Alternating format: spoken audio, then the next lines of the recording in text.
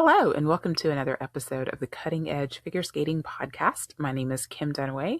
In this episode, this will be part 2 of my U.S. Nationals recap. In this episode, I'll be recapping the women's event and the ice dance event, which were the two most straightforward events in terms of the top 3 being on the Olympic team. Well, I guess the men were too, but that was a whole different animal. It'll have its own special episode. But the ladies really killed it. Friday night, sold out house, 15,000 people for that event. I talked to several people who had been coming to nationals for years and years, and they could remember the last time they had this many people at nationals. And so that was super, super exciting. In fact, when I got home after the women's event, I'd stayed up and recorded the pairs event, but I was so wired, I didn't go to sleep till like 4 a.m.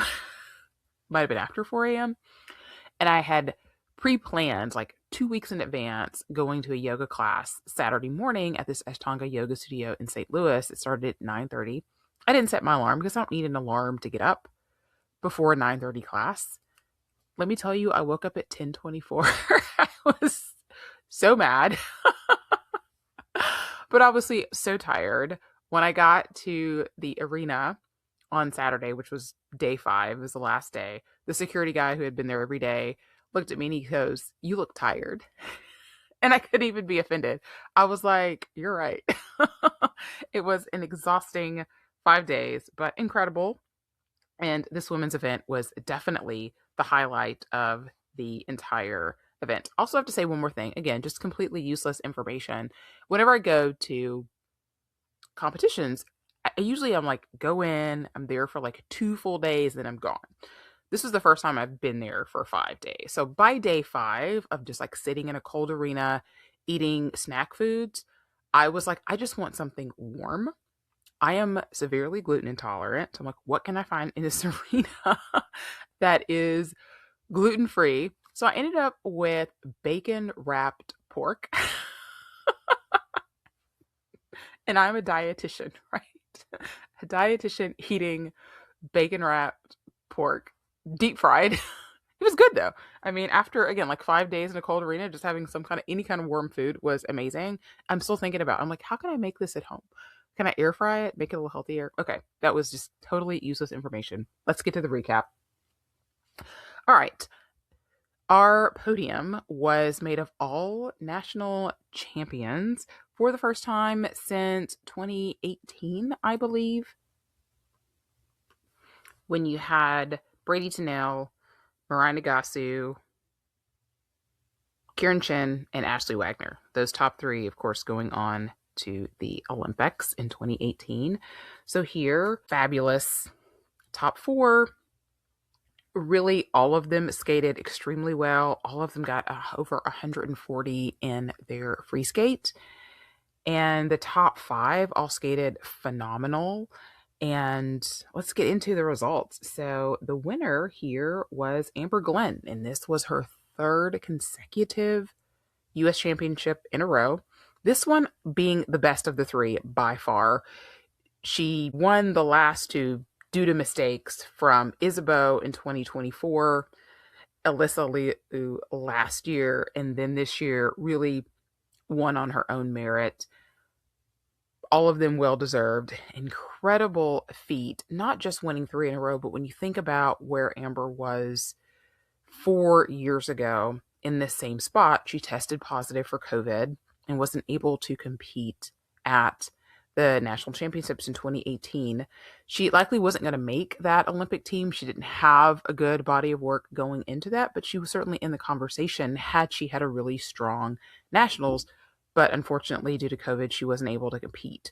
So for her here, it meant a lot to her, obviously, to be able to come in and compete and make that Olympic team. But just when I look at some of the other ladies who are really struggling like right now, like Josephine Lee, Elise Lynn Gracie, who we'll get to a little later. But if you look at Amber, they should really be great examples for these other ladies who look like maybe they're not going to get there. It took Amber a long time, and we had a lot of years of her skating really good short programs at Grand Prix or at Four Continents, and then imploding in the free skate. And it just felt like it was never going to happen. And even when she won that first national title and got to Worlds, and still didn't happen. And then just so sweet now to see how well she's blossomed, how she has been able to find the right coaching situation, the right support team around her to support her mental health. It's really helped her. She talked about that in the press conference, how she manages her anxiety. And it's a really wonderful thing. She talked about after the short program how she really felt like her grandmother spirit was out there with her. She felt like that short program is the best short program that she's ever skated. And I agree.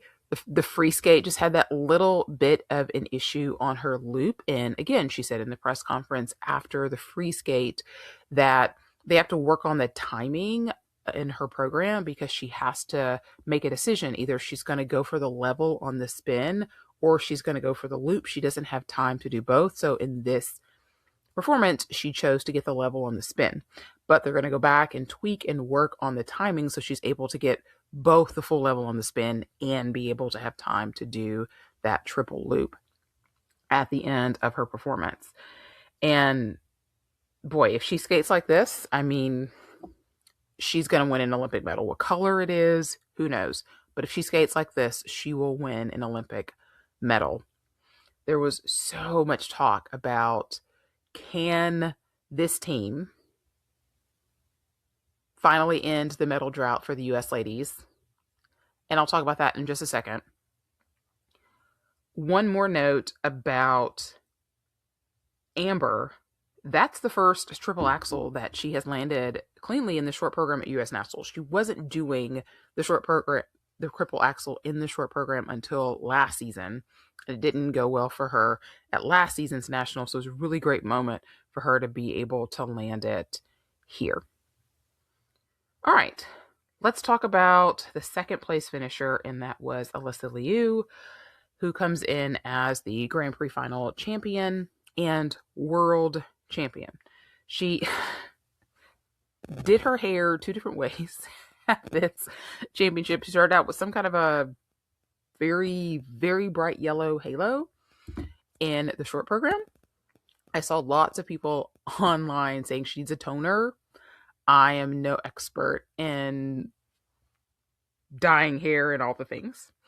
When she debuted the silver, like raccoon, it wasn't a raccoon look. She said that she wanted to go raccoon look in the press conference, but whatever it's called something. The name escapes me. That she did her hair. I saw a picture of that the night before the free skate. I thought it was AI. I did not think it was real. And the next day I saw lots of pictures of it. I was like, oh, it's real. Interesting hairdo for sure. We'll see if this is the same hair that she's going to have at the Olympics, or if this is just something that she's sort of playing around with. I'm sure U.S. figure skating would prefer for her not to have this look, but we know Alyssa's going to do what Alyssa wants to do for sure. Let's talk about the short program. It was so quiet in the arena right when she started her program. That triple lutz triple loop combo that she does in the second half of her program looks incredible.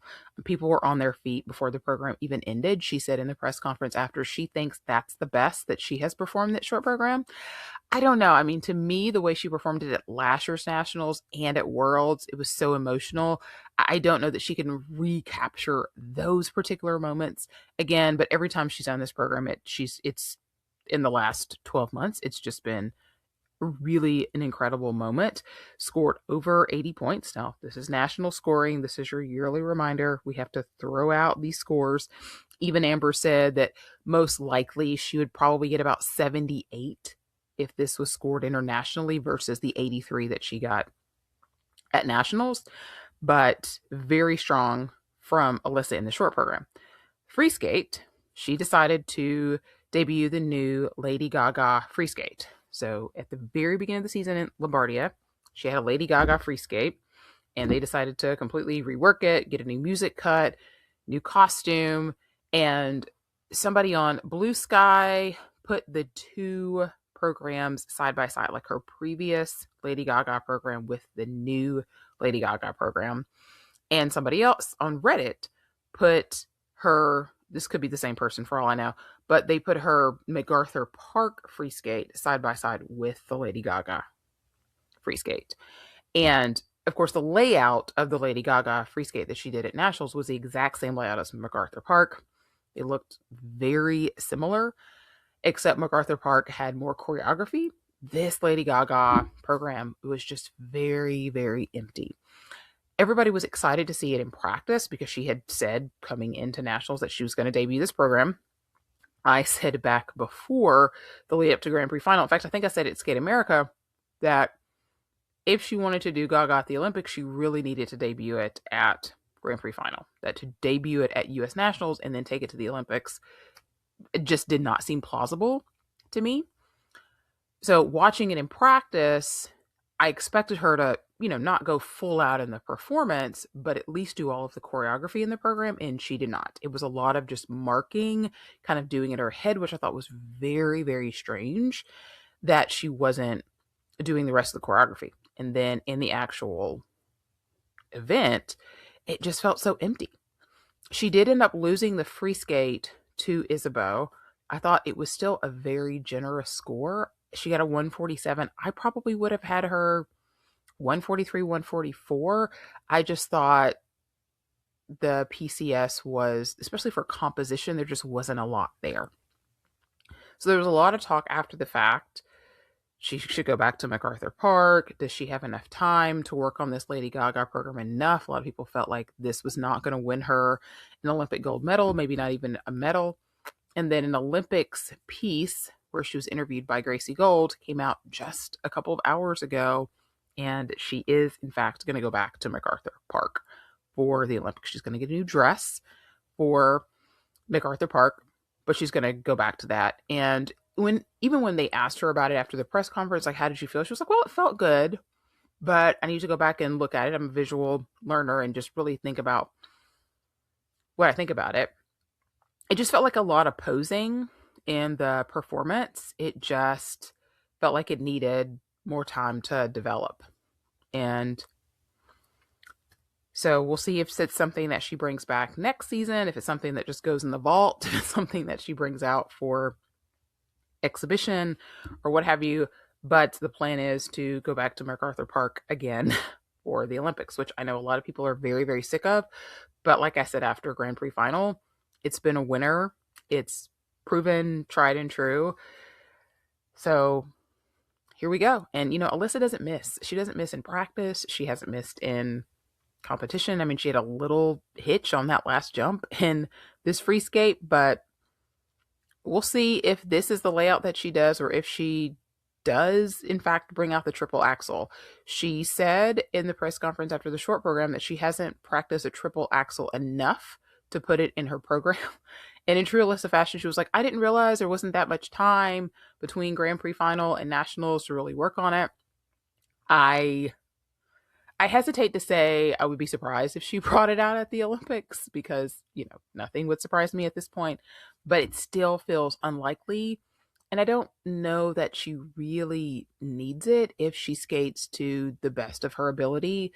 She's beaten Cowrie twice. Now, both of those times that she beat Cowrie made mistakes. The question is, can she beat a clean Cowrie without a triple axel? That I don't know. But I'm also not sure that Alyssa's very concerned about it. When they asked the ladies at the end of the free skate about Olympic aspirations, they were all like, oh, we want to see the village. None of them, except for Amber, talked about medals at all. But we know these ladies are competitive, and I'm sure that that's definitely on their mind. And I'm sure that's definitely a reason that Alyssa is going to go back to MacArthur Park, because she definitely wants to put her best foot forward.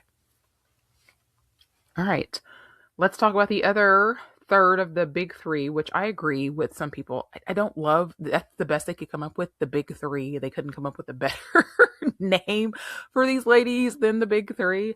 But the other third of that was Islevo Levito.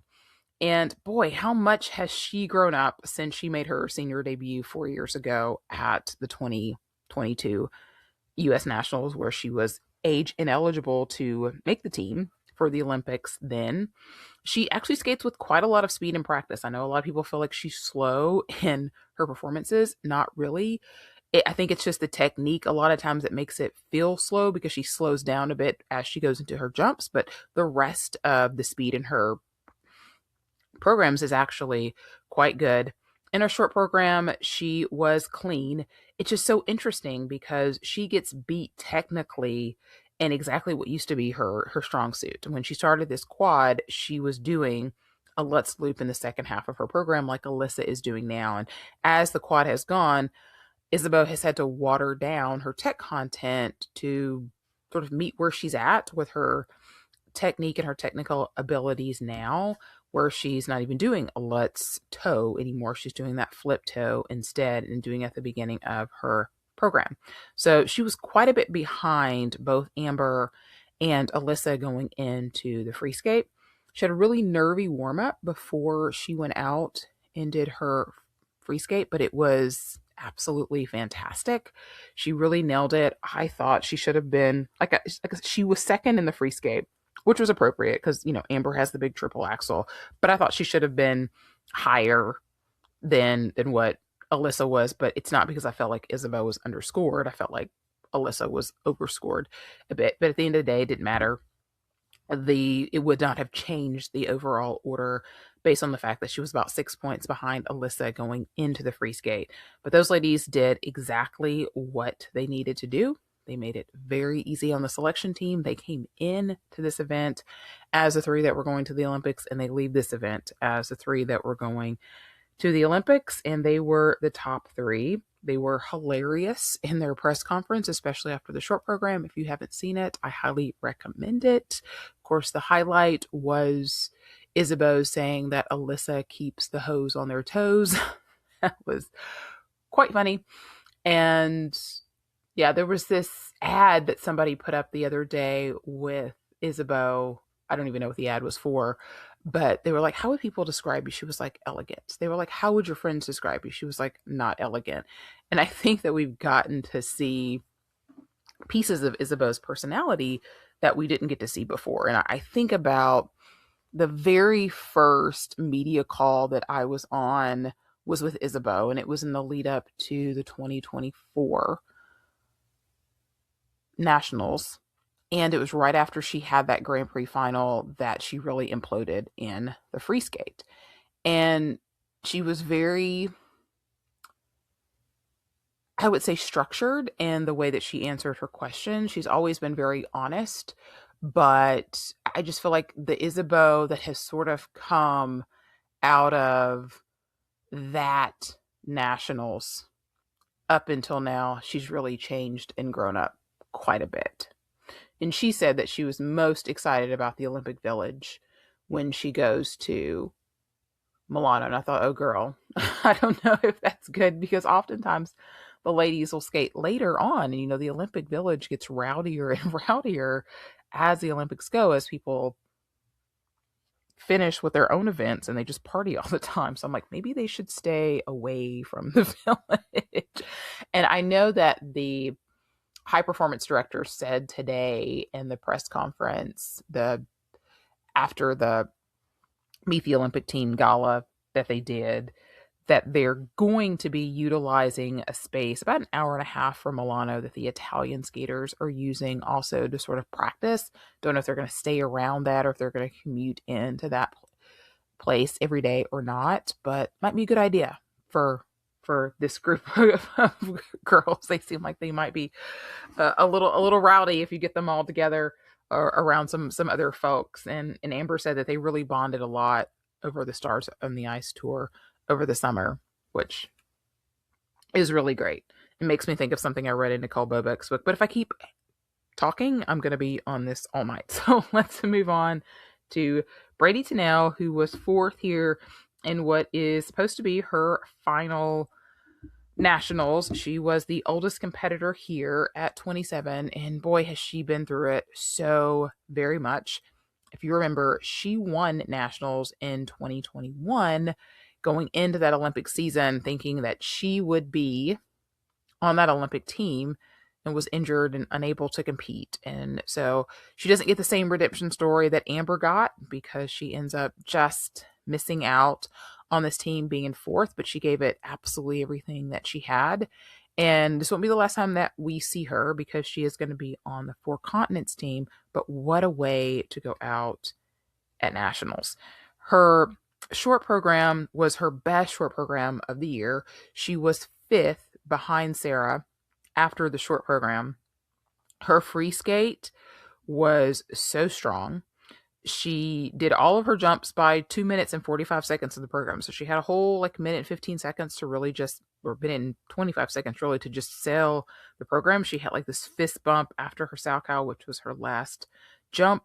She had a standing ovation. I teared up at the end of her program, just thinking about the journey that she has gone just in this four-year cycle. Has been such a roller coaster for her. And she's been so close. Even last season, she was so close at several of the Grand Prix, just a spin here or a jump here or a call here.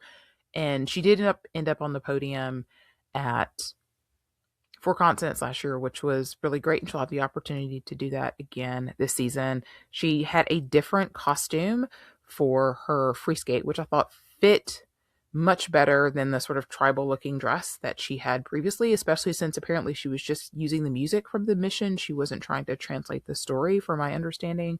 So it was really nice dress. And she was not here with Benoit, which was so weird. So weird. He was actually in Canada with Gogolev and Alexa Rakic. But great job here for Brady. In fifth place was Sarah Everhart. And she had a really disappointing fall season. Obviously had really high expectations of getting on podiums at Grand Prix and hoping to challenge for one of those spots to make the Olympic team. And had some uncharacteristic mistakes, had a lot of rotation calls, but had a great championship here, even though she ends up fifth, whereas last year she was third, but had better performances in both programs than what she had last year. In her short program, she had a lot of people standing after her performance. The only thing that I could really nitpick on was she was traveling a lot on her Billman spin. Her free skate was clean. She got a standing ovation as well. Not as many people on their feet as was for Brady. I did like this version of her costume so much better than the previous version. The person who was sitting next to me hated the costume. She was just like, oh, this costume is terrible. I was like, oh, but it's so much better than what it was earlier in the season. She just really didn't like it. But I thought that this was the most that I have enjoyed this Poor Things free skate from her all season. In sixth place was Sophie Jolene von Felten. She is not age eligible for senior international events this season, but she will be eligible for seniors next season. She got 2 bronze medals on the junior Grand Prix circuit this fall. She not only was doing triple axels on the junior circuit, but also was doing a quad. She actually landed it cleanly at Cranberry Cup, did not go as well in the 2 junior Grand Prix, but she did not attempt it here, but she did attempt 3 triple axels, 1 in the short program. What she fell on, she landed in practice earlier in the day. She also did a triple in the second half, had very high technical elements and very low PCS. And in the free skate, she landed both triple axels, and she did a double axel combination very late. She was skating to Frida. Not a lot of performance. The dress was great. She reminded me kind of Alexandra Trusova, not just because she was skating to Frida, but she sort of has that same kind of technical attack and no real commitment to any composition or choreography or artistic impression at this point. She's young, and that's not uncommon with juniors, especially when you have the little jumping beans out there. But if she does develop some artistry, she could be very, very scary to some of these other U.S. ladies in the future, because she got 130 points in her free skate with very little on that PCS component. And so if that's something that she was able to develop, like Elia has developed over the course of these past 4 years, and be able to maintain this level of technical arsenal that she has, with or without the quad. She could be a real factor. She'll be going to Junior Worlds where she's going to go up against a contingent of Japanese skaters who are armed with lots of Ultra C elements. And of course, Mao Shimada, who is unstoppable and unbeatable at this point at the junior level. But I'm very interested to see how she does at Junior Worlds and the trajectory of her career, because it's definitely very promising from what we saw here this week. In 7th place was Star Andrews. She did so well in her short program. Little check on that second triple toe. The rest of it was really great.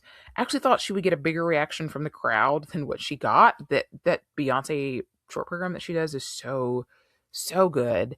And I asked her about it after her short program, wondering what the inspiration was for picking Beyonce, because she did a Beyonce short program a few seasons ago, Alien Superstar, and she said it was actually Justin Dillon who recommended it. He is the high performance director for US Figure Skating, and he even recommended the particular cut of music that she ended up using, or at least the version of the song that she ended up using. And she was like, hey, I'm always down for Beyonce. She said people have been asking her if she's singing it. She's like, no, she's not singing it. She did sing the national anthem on the last day on Saturday. It was amazing at it. We know she's just uber talented in that department. In the free skate, she fell on her loop. She also double-footed her second triple flip, so it wasn't as clean, especially in the field where you had so many ladies doing so well. She dropped 1 place to 7th, but for her last nationals as a single skater, it was certainly, I feel like, very successful. She went for a triple Lutz on her first jumping pass, which is not something that we have seen her do the majority of this Olympic quad. She did end up with an edge call, which we don't see a lot. We see unclear edge more than we see a full edge call. So it's a very costly call, and she also got an undercall. So she didn't get a lot of points for that, but I certainly appreciated her going for that Lutz here. She got a couple undercalls on her next 2 jumping passes as well. But like I said, it was a really good performance for her overall. In 8th place was Sherry Zhang.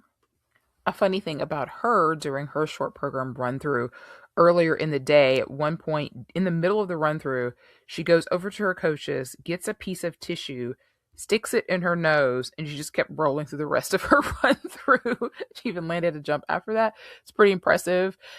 She had a nosebleed during it. Her short program is to East of Eden.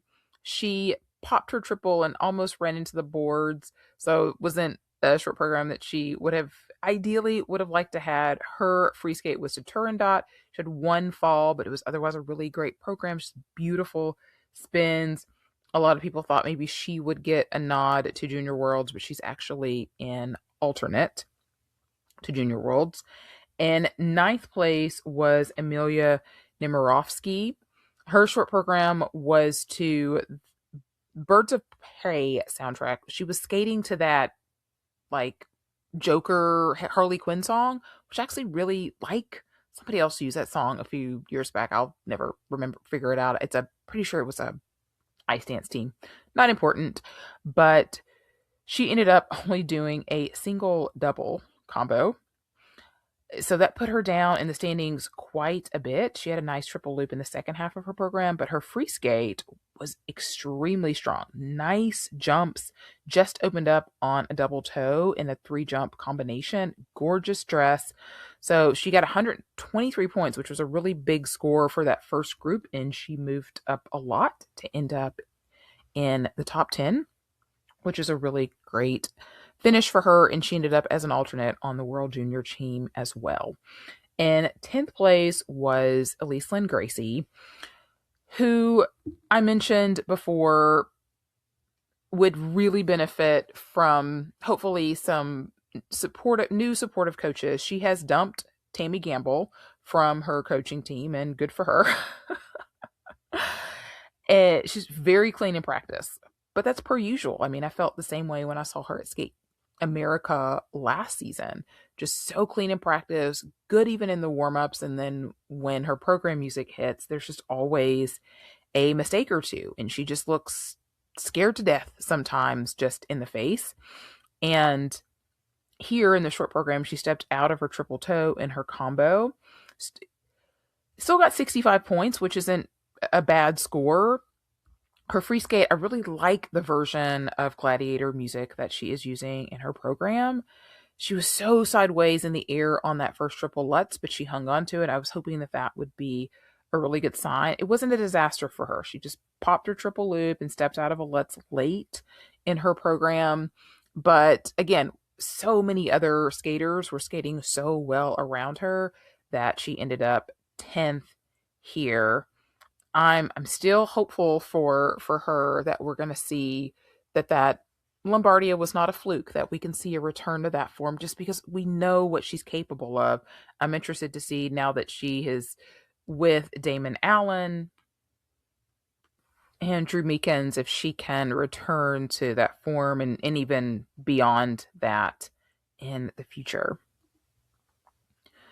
All right, so a lot of other good skaters here. I'm just going to mention a few specific ones. One was Sonia Hilmer. She ended up 14th here, which is a little bit lower than what we have seen for her the last couple of seasons. She felt like her free skate score was a little low as well, but her short program costume was just fantastic. She was skating the Take 5, which is the same piece of music that we heard Chalk and Bates use in their free dance last season. Just really nice connecting steps into her double axel. But the big thing with that short program is she features the sounds of her own blades in the music. And she said to the crowd, I don't know if it came across on the air or not, that she actually choreographed that part of the program first and sort of built the rest of the program after that. Like she recorded her blades as she was doing the step sequence and then built her program from there. So it was really cool. It sounded like she was tap dancing. The crowd really loved it, and some people got on their feet after that short program. In her free skate, she had one fall, but I thought she really maximized everything else. She landed her trademark triple Salchow in one direction and then double Salchow in a different direction. This time she added a double axel in between there as well. Really cool dress. I had to ask her about that after her program, and she said that it was inspired by Arcane, which I know nothing about, but a lot of people like really love this. And she said that I believe it was when the explosion of the magic anomaly happens in Arcane, whatever that is. She took a screenshot of that and then hand painted that on her dress, which is amazing. She said it took a really long time to do that. She also said that she was nursing a couple of health things currently as well, and just really has her eye on doing choreography in the future. And I think we all are excited for that. In fact, I know last season there was one, if not two people at Nationals that she had choreographed programs for. I did not hear that this season, but I'm so looking forward to her Sandra Bezic era for sure. When she's done skating, I'll take her for as many years as Nationals as she would like to compete. Also wanted to bring up Josephine Lee, who is a former silver medalist just a couple of seasons ago at U.S. Nationals, has had a growth spurt and has really struggled a lot. She hasn't had a ton of opportunities in seniors. She had some opportunities in juniors and has really underperformed from what I know she would like to. Really pulled it together pretty well in the short program. Did a triple, definitely double-footed the triple toe. Looked like she had some rotation issues, but she still got some people to give her a standing ovation, which I think helped boost her confidence quite a bit. But that Scheherazade free skate was just a struggle from the beginning. She had a lot of rotation issues. She had 3 falls, including one where she went into the boards. Footwork was just slow. I just felt like the program as a whole just lacked oomph. And she does have a really cool footwork sequence so that it uses the short axis of the ice surface versus much everybody that uses that long axis. But it was definitely not what she wanted. A sub 100 free skate. In fact, she was 18th in the free skate with 89 points. Just really, really rough with several downgrades instead of undercalls. Unfortunate for her, but the Shakira short program was really fun, and I hope she keeps at it and we see her be able to return to form. And the last person that I wanted to bring up was Erica Machida, who is so inspirational in their story. First nationals at 23, started as a collegiate skater, and they did not start doing triples until they were 21, which is wild. So I thought about Erica, I thought about them, I thought about Sonia, both coming to nationals in their 20s, just bringing completely different vibe. Really enjoyed their Turandot free skate. They're coached by Derek Delmore. Crowd just loved the music change and the cartwheel in that short program. And outside of the fall and the triple loop at the end of the program and popping the double toe, really successful free skate. And even though they ended up 18th, it was just, I just enjoyed them so much at this nationals. They also coach, and they didn't really know if they would be back at nationals as a skater or as a coach, but definitely plans to be back. All right, Pam Chinko Award for the ladies. So many great opportunities because there were so many great skates. Brady Tennell's free skate, Isabeau's free skate, Amber's short program, Alyssa's short program. Oh man, I need to just give a whole, I never do this. I'm just going to give a whole Pam Chinko to the whole event because I think of all four disciplines, both those final five in the free skate and in the short program were just absolutely incredible. And I'm just going to give a Pam Chinko to the whole event. All right, I'm now going to pivot to ice dance. And pretty much had the podium that I think we were all expecting. Looking at Christina and Anthony in their practices, I was like, ooh, they might come back and repeat as silver medalists. They might beat Emily and Vadim with how they looked.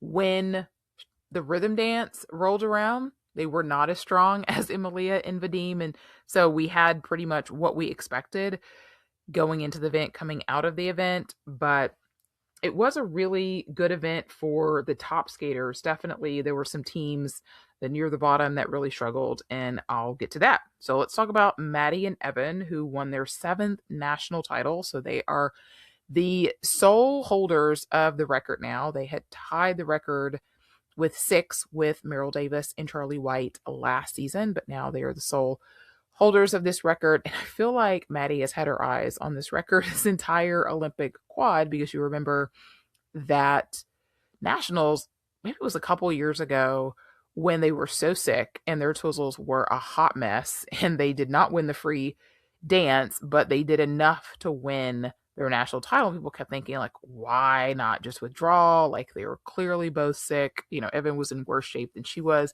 And I kind of felt like this was why. I felt like she knew, and again, this is just me projecting, I could be completely wrong, that if they stayed the course, they would get that record. And here they are, 7-time national champions, having won their first national title in 2015, and then not winning their second one until 2020. And then, of course, winning several in a row here since winning at the 2022 nationals. And a lot of people, again, and I've mentioned this on the podcast before, they're like, oh, they're just winning because they've stuck around so long. Yes and no. Recall that 3 of those titles, were won against the Shibutanis in 2015, who hadn't quite had that resurgence yet. The Shibutanis would beat them in 2016, but they beat Hubble and Donahue both in the 2020, this was before COVID, with their snake dance, and in the 2022 nationals when they really came in as underdogs, and Hubble and Donahue were the favorites going into that event. So, they had some contested titles in there. Obviously, these last 4, not so much so, but they were very emotional when they won, and it's clearly their last season. And, they were talking about how they were sort of taking in the moment, of the warm-ups and trying to really soak everything in. In terms of their performances, I thought here their free dance was the strongest that they've done all season. I did not think that their rhythm dance was as strong as what they did at Grand Prix final. But it was good. I thought they had good ice coverage on their midline step. Not as much ice coverage as Zingis and Kolesnik or as Carrera and Ponmarinko, but I'd probably put them third in ice coverage. Their pattern step was good. I just don't love this program. I have decided I just don't love this program. But I do think that if they take this free skate that they did here at Nationals and that rhythm dance that they did at Grand Prix final, that is the formula for them to win Olympic gold. We'll see what happens. I actually thought in the free dance that their coverage on their midline step was a lot better, maybe the best in the competition than versus the rhythm dance where they're not touching. When they're in hold, their coverage is much better. Speed is good. People always say chalk and base are slow. They are not slow. Like, they are not a slow team. They're not the Tashlers. They're not whizzing around, but they're not a slow team. The Shibutanis, slow, but I'll get to them in a second. This program has gotten better. I mean, they really just kind of draw you in. I think the last 90 seconds just really fly by. I still don't think this is my favorite free dance that they've done this Olympic. It's not my favorite free dance that they've done this Olympic quad, but I think that in true Maddie and Evan fashion, they managed to just continue to tweak and work. And by the time that they come to nationals in this part of the season, the free dance is always, it's just really doing its thing. And we'll see. We'll see what they choose to do with the team event, if they go in both segments or not, because they've got the ice dance competition pretty close after the team event. And we'll see how they do in the event itself. This is their last hurrah. They've got to do it now, or it's now or never. They really want an individual medal. I think at one point maybe they'd be okay with a silver or bronze, but at this point I think anything other than gold is going to be disappointing for them for sure. All right, let's get to the silver medalists here, and that was Emilia Zingis and Vadim Kolesnik, who have been pewter medalists before, but this is their biggest ascent, going to second place, fourth place finish last year, sixth place finish the year before that, and then their debut year and the 22-23 season when they were fourth. And Emilia talked a lot in both the press conference after the free dance and at the press conference today with the Meet the Team after the Olympic team was announced about how much they are thankful for coming in fourth last season, because it felt like it really fueled them to make some changes to get to where they needed to be this season, because she didn't want to have that same feeling again. And great coverage in the rhythm dance on their midline step. Best in the competition. I think it could be very easy for this dance to be frenetic. And in the past, it has been a little bit with their rhythm dances. It's just like so much energy to like control it a little bit. And they have found that control this season, and it's just controlled enough. Although Twizzles looked great, it's amazing how much they have improved, especially for Emilia over the course of this last 4 years. Thought in the free dance, great speed. Again, all their Twizzles were great. They got a standing ovation. Vadim was very emotional after their program as well.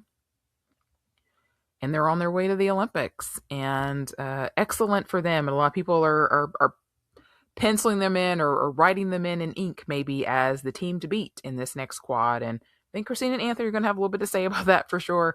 But this season, they have definitely earned their spot as the second U.S. team. The third place team here was Christina Carrera and Anthony Ponmarinko. And there was some question after the Grand Prix what they were going to look like at Nationals, because they were fifth in the world last season. And I think seventh in the world the year before that. They've just been on this upward trajectory. They've been doing so good with their levels. And in the fall, they just really were not there. And I'm sure that there was a lot of stress with the citizenship situation with Christina and with that behind them, just really able to sort of let that go. She said that she no longer has to commute from Michigan to Ontario every day. She's got an apartment now, just a few minutes from the rink. And after 4 years of doing that, just being able to have a short commute now to get that whole stress off of their shoulders. They did rework their rhythm dance quite a bit. They got new costumes. Again, this is the third costume for this rhythm dance. This is as much as I have enjoyed this rhythm dance all season. I really disliked it a lot of this season. I still feel like the second half, when they get into 100%, it's the stronger part of the program. But there's some things I really like about the program. Like, I love that they do their lift right off the bat. So many teams do the lift as the very last element. I thought their twizzles were a little iffy. I thought they were slower in practice than what I had seen them, especially in the pattern step, maybe a little bit more cautious, but ultimately very strong and strong enough here to get themselves in that podium position that they needed to be in so desperately. The free dance, obviously they abandoned ship on the Notre Dame de Paris and went back to the perfume free dance that was so successful for them 2 years ago. And a little bit different costume, but very kind of in the same vein. They did a fantastic job in their free dance. Here, Anthony was very much in a character from like the entire warm-up all the way through the end of their performance. And they did enough here to solidify their spot on the Olympic team.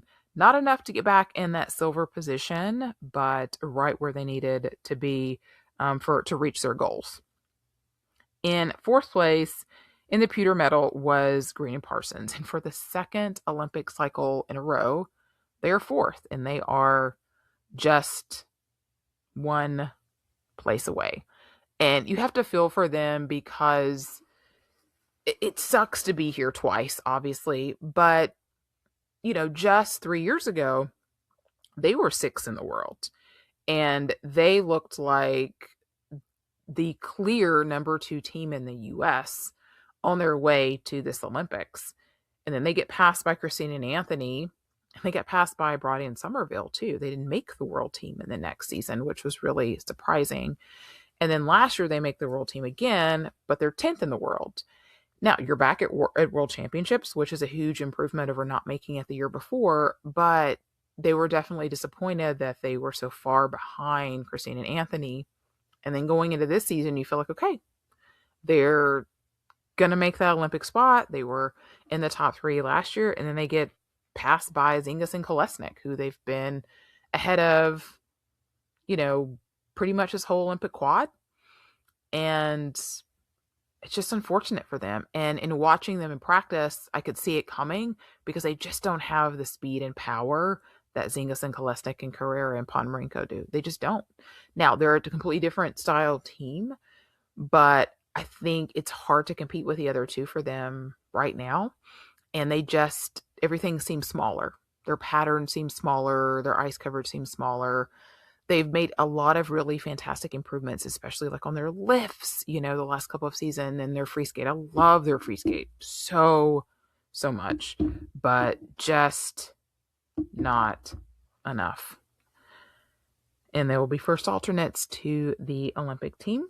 A lot of questions as to, how long is Michael going to stay in? Is he going to retire? He says he's pain-free for the first time after he had the hip surgery. And so I'm like, okay, is that going to buy him a couple more years? Like, might he stick around? I mean, Evan is 37, I think that 36 or 37, Paul Poirier is 34, Danny O'Shea is 34, and Marco Fabri is like 37 or something. So, he could, he could. I don't know.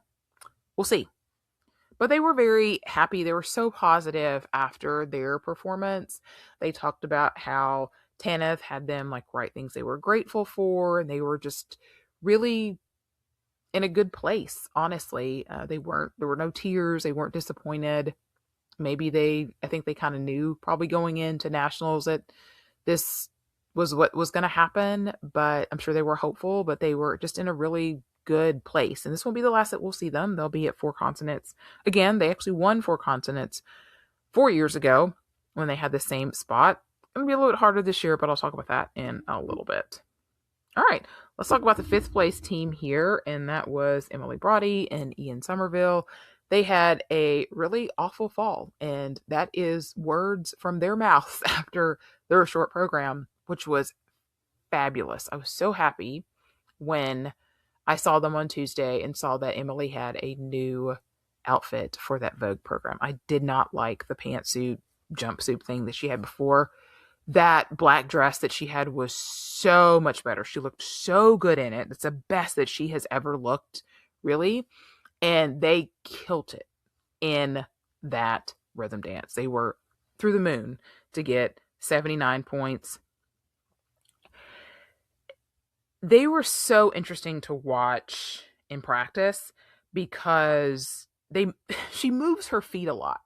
And I mean that like in times when maybe they're supposed to be still, it's like she's moving her feet. Like they messed up their beginning pose and their run through on Tuesday, so they were practicing it later. But I have to say, and I've said this before, I think even last season, it's amazing how much more I watch Emily now than what I used to. I used to just, my eye went to Ian at the beginning of the quad, and now I'm just like, I forget Ian's there.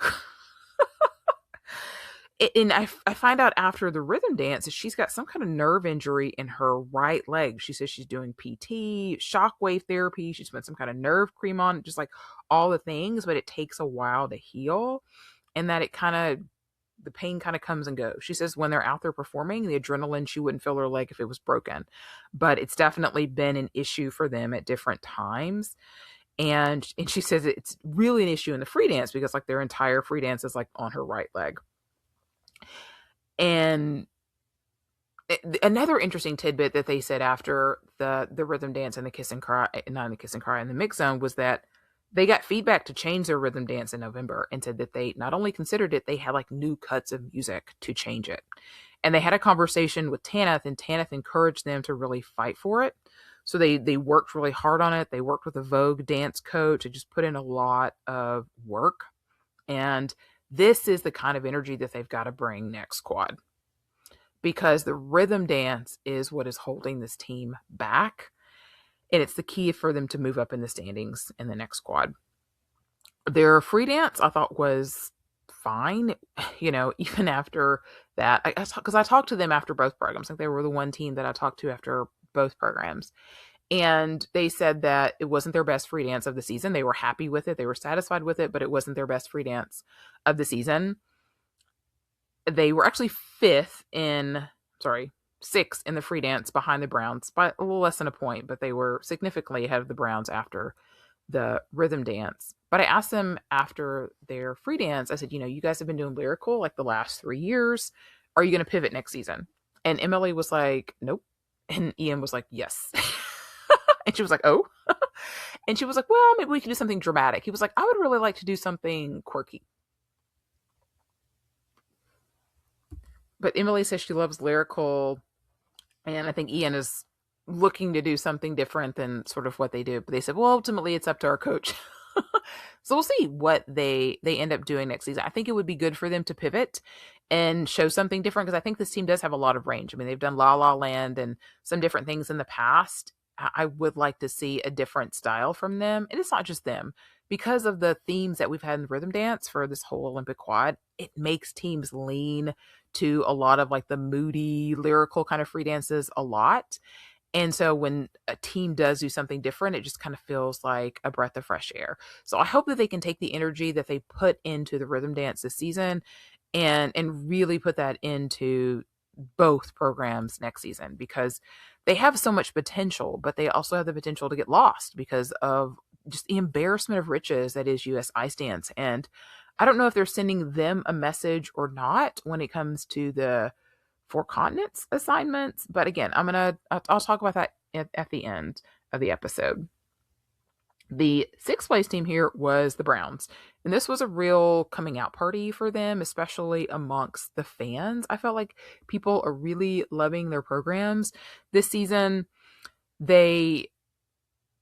I thought their lifts were looking a little shaky in practice. They had a botched lift in practice in their free dance. I thought their combo lift looked a little rough during one of their practice sessions as well. I saw her struggle on twizzles in practice.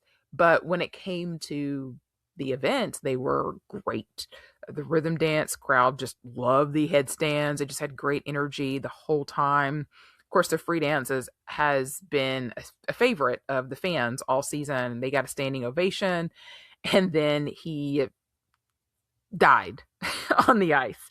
Now, they decided to sort of save that little dramatic effect for nationals specifically, but Gage said specifically that they knew they couldn't do it in the program because they would get a fall deduction, and they didn't want to do that. So he specifically waited for a few seconds after their ending pose to do that so that they would not get a deduction for it. And Una said that she forgot he was going to do it and was kind of surprised when he did it in the program. Somebody asked them in the mix zone, is it hard for them to get into character? And Una was like, no, not for me. No.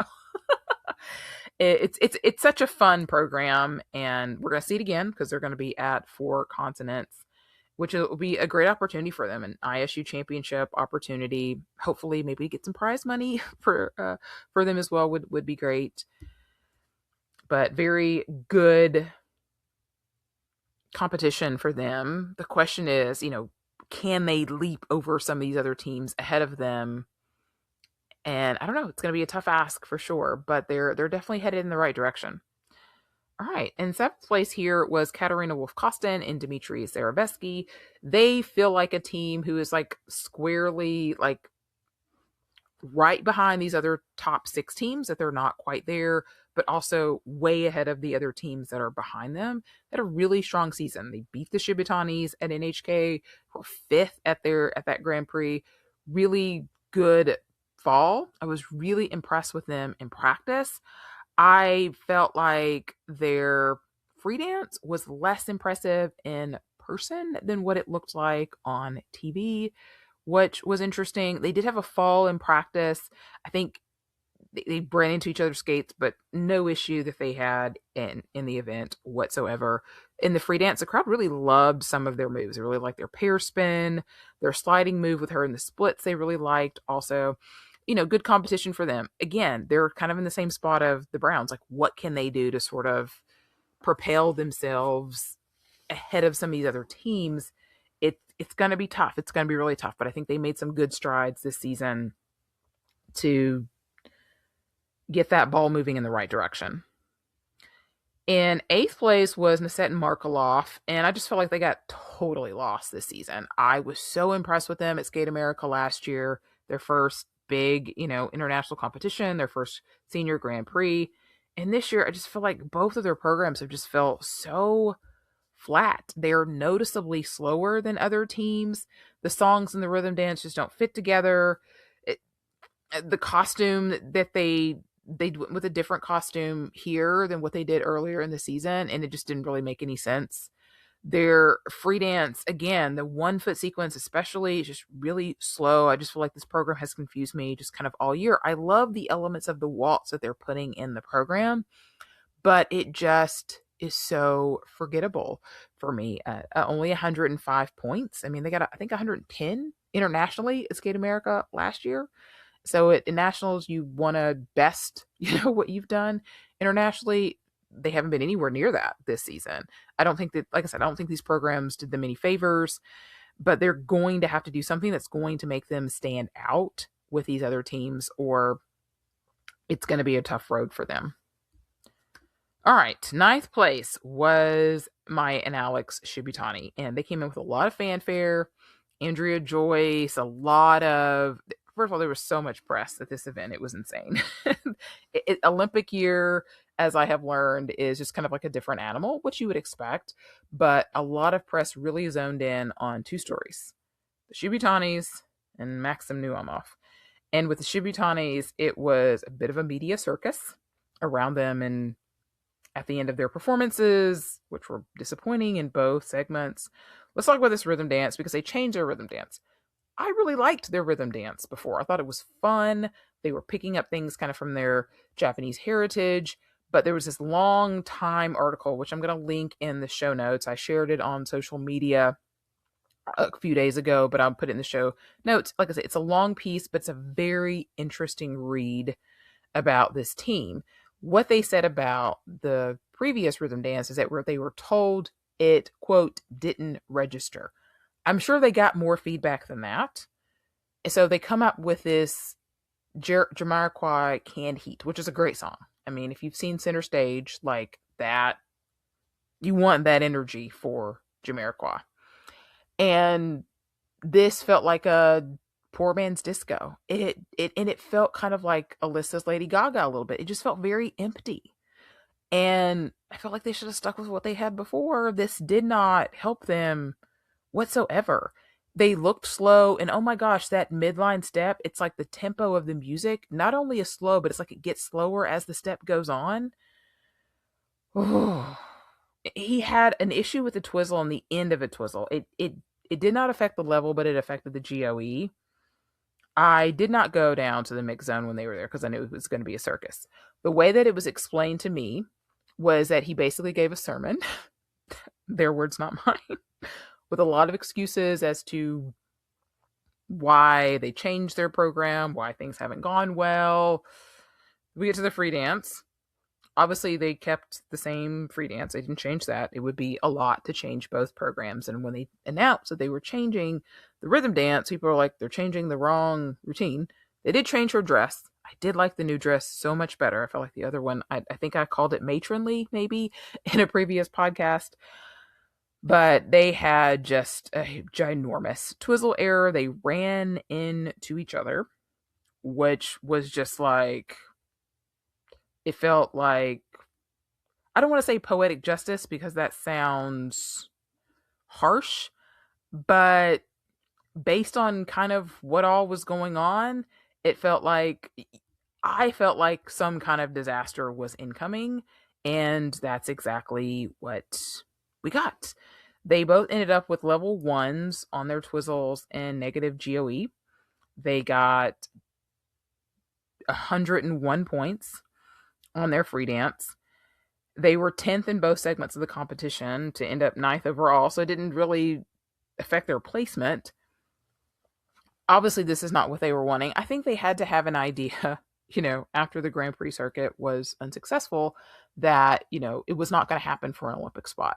But I think people were still somewhat expecting for them to be closer to the top 5 and not 9th place.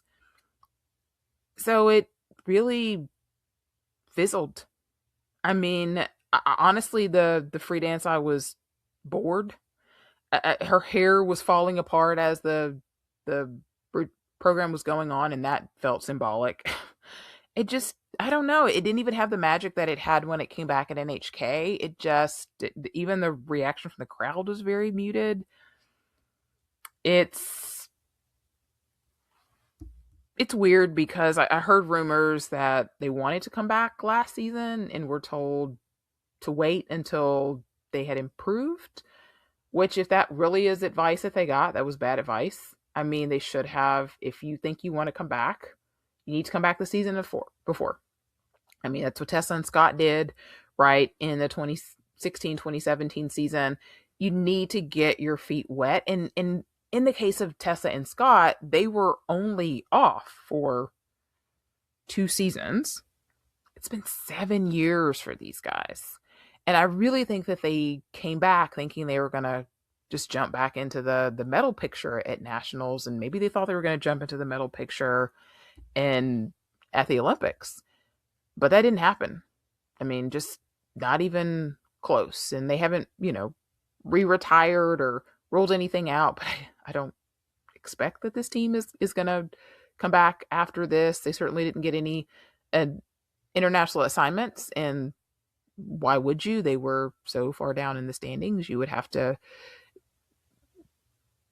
put other teams down, which would make no sense. So I don't think that they would say publicly that they regret coming back at all, but I wonder if internally that they regret it or not. All right, moving on to the 10th place team here. That was Amy Shui and Jonathan Rogers. They were skating to This Is How We Do It and Everybody Dance Now in the rhythm dance. Fun, program. I really, of the two programs, preferred their free dance.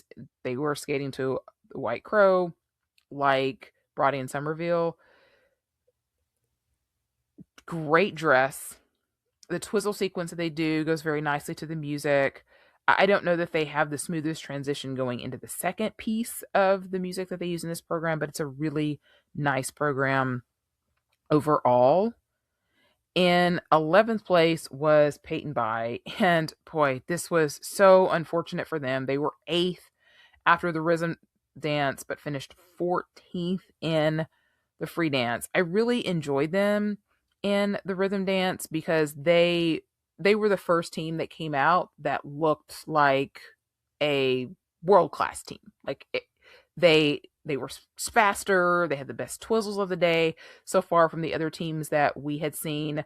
Their rock program really stands out, and I really enjoyed them. They were really happy with their performance in the rhythm dance, and the free dance was just going so well, and then just randomly going into their twizzles, he tripped and fell, and neither of them did their first set of twizzles. It was just a total disaster from that sense. They ended up with only 96 points.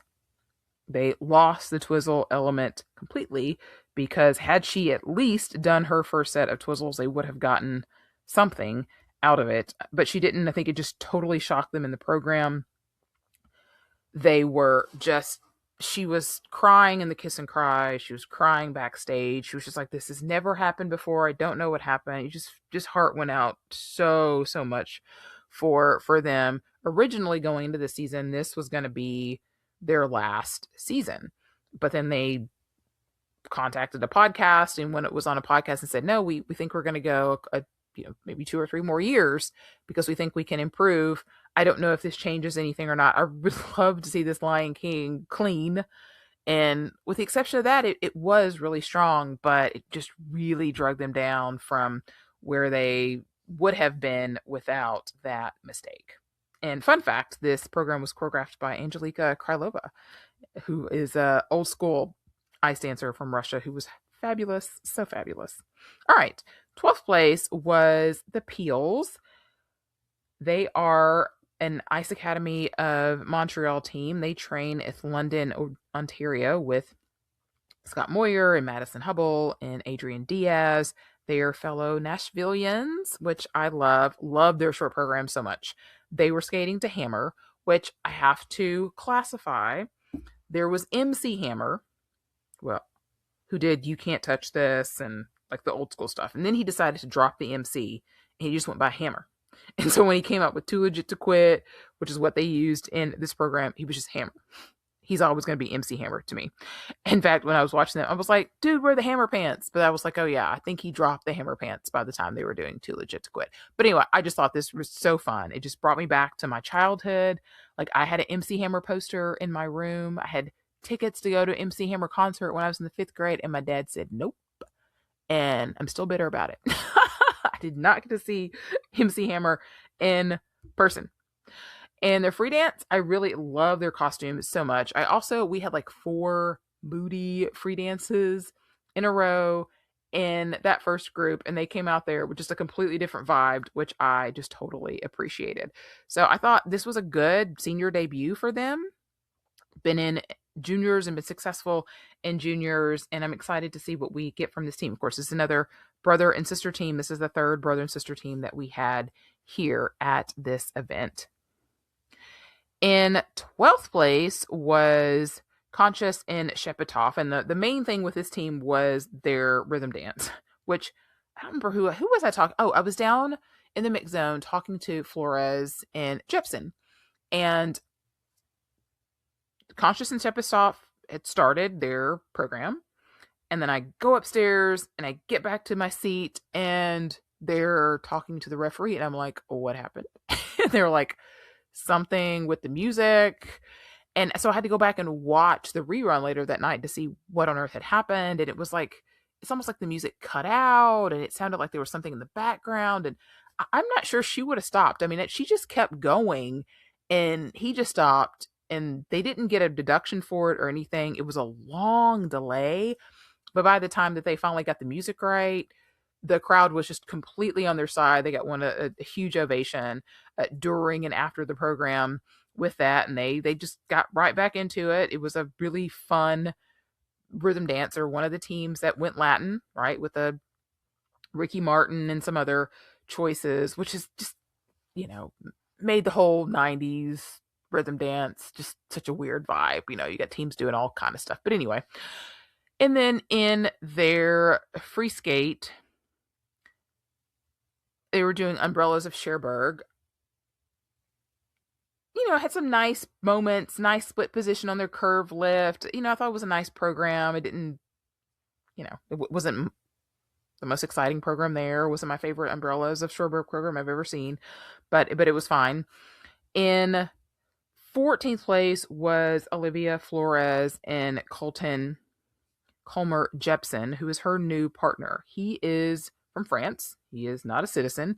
In fact, originally they were going to compete for France, and I asked them about that after because I wanted to get some clarification as to if that was a true rumor or not. And she said yes, they did consider it, but she'd always had a really positive experience with Team USA and decided to stay, which is an interesting choice because it's so very, very crowded, and it's going to be such a difficult path for him to get citizenship.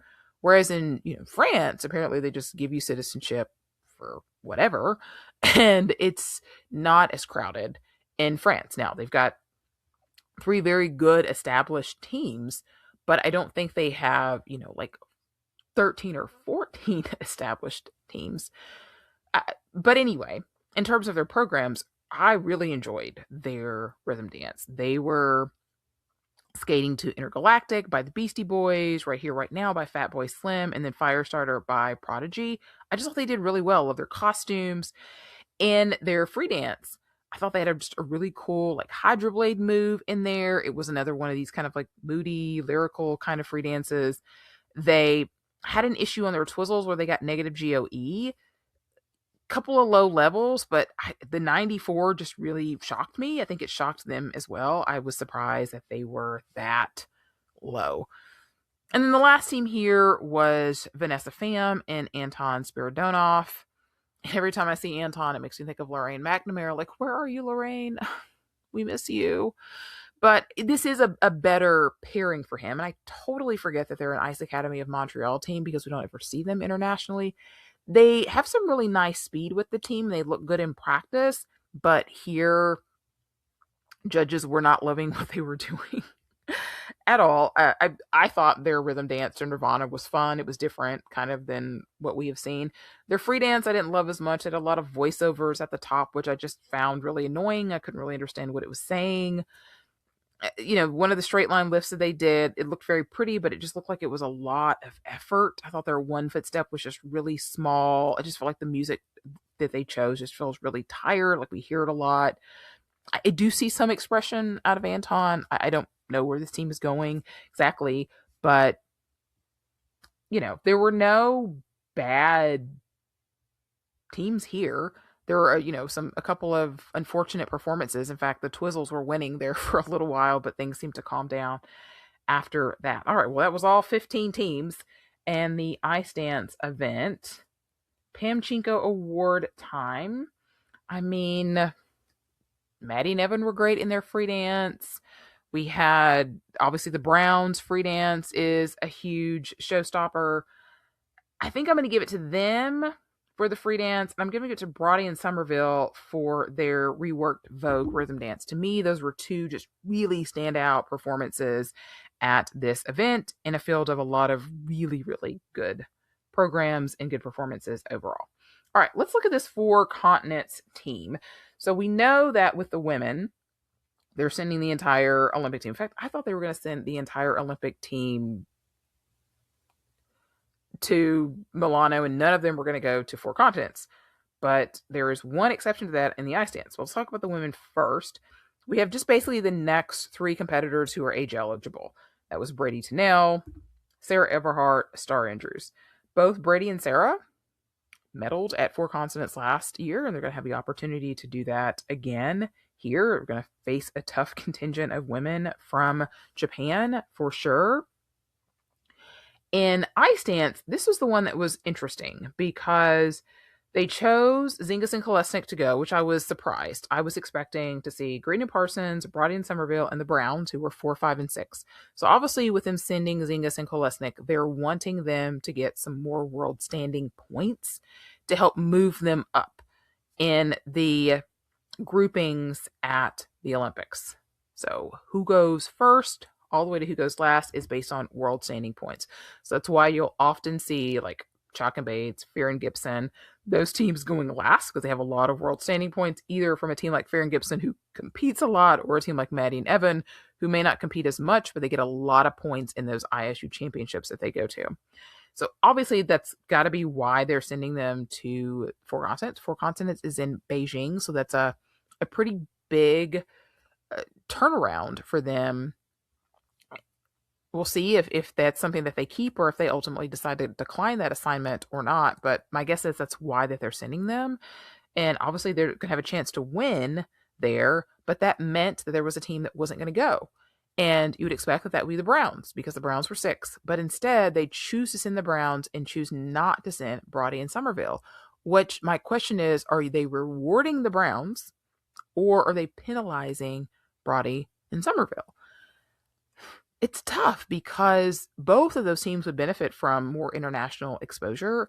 You know, some people were saying when I was talking about it on social media that, well, the Browns have had a more successful fall than what Brady and Somerville have had. Okay, but they had a more successful nationals. So I don't know. I feel bad. I mean, I'm excited to see the Browns. I'm excited for them to get an ISU championship opportunity, but I would also like to have seen Brady and Somerville get it as well. So, interesting decision there. All right. That was a long episode, but it's not midnight yet, so that's great. That's great. Usually I start recording at midnight, so this is a huge win for me. Okay. Thank you guys so much for listening to the podcast. Thank you so much for interacting with me this weekend. I actually got to meet some listeners this weekend as well, which was so fun. So those of you that were here. One other thing. Another listener reached out to me. She wanted me to read her whole rant, which is long, epic. I actually saw it on Blue Sky before she messaged me on Instagram about it. So I'm not going to read the entire rant. But what I will say is I heard a lot of people very frustrated about the NBC and Peacock coverage of U.S. Nationals. And I was right there with everybody at Skate America because I did not go to Lake Placid, so I was subjected to the same Johnny and Tara no world feed as everybody else was, the cutout of performances to go to commercials when you're not used to having to watch commercials and you're used to watching replays.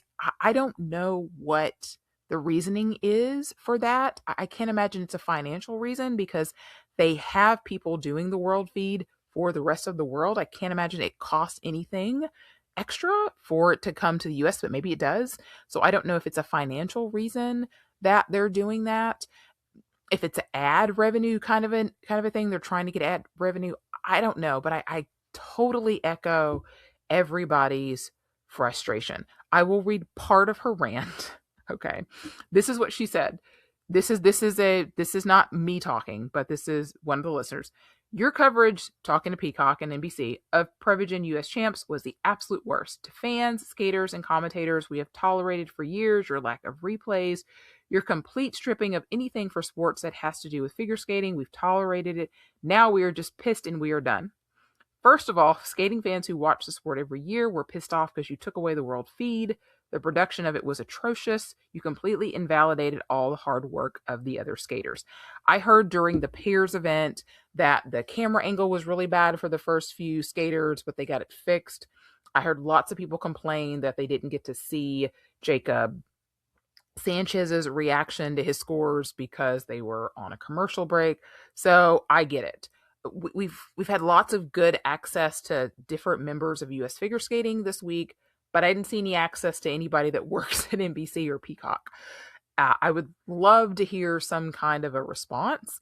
And if you are frustrated, I encourage you to tweet at them, email them, go to the Reddit page. I know some people had multiple things on the Reddit page during Skate America and they just kept taking it down. That was frustrating.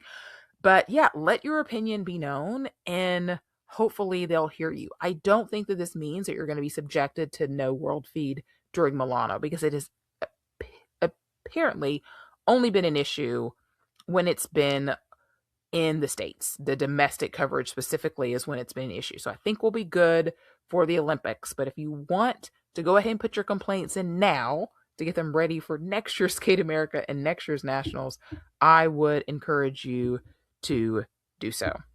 All right. And if you want to co-sign that handle, it's Figure Skate Fan 2018 is her handle on Blue Sky. All right. So, Jackie, I did part of your rant on the podcast. I hope that was sufficient for you. And to everybody else, I have one more recap to do. That'll be men's. I will put that out tomorrow along with a preview for Europeans. And then the next day will do Canadians. A lot of skating going on these couple of weeks. I also finished Nicole Bobek's book on New Year's Day.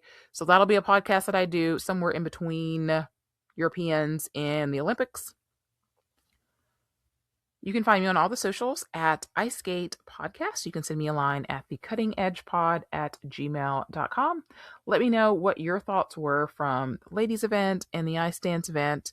And I already have pairs up and done. You can let me know your thoughts on that event as well. All right, guys, I hope you have a great rest of your week. Take care.